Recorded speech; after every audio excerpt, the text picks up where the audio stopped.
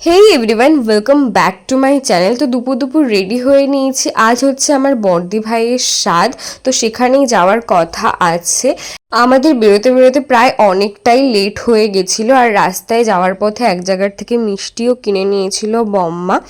তারপর আমাদের ওখানে পৌঁছাতে পৌঁছাতে প্রায় 4:30 মতো বেজে গেছে, কারণ প্রায় 2 ঘন্টা লেগে গেছে আমাদের যাতায়াতে।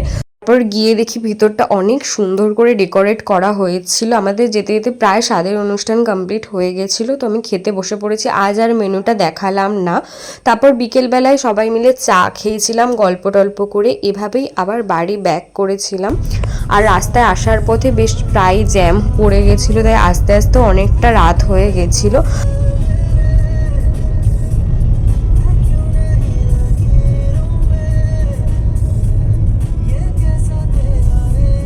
তারপর বম্মা আমাকে আসার পথে কিছু ড্রাই ফ্রুটস দিয়েছিল, সো দ্যাটস ইট।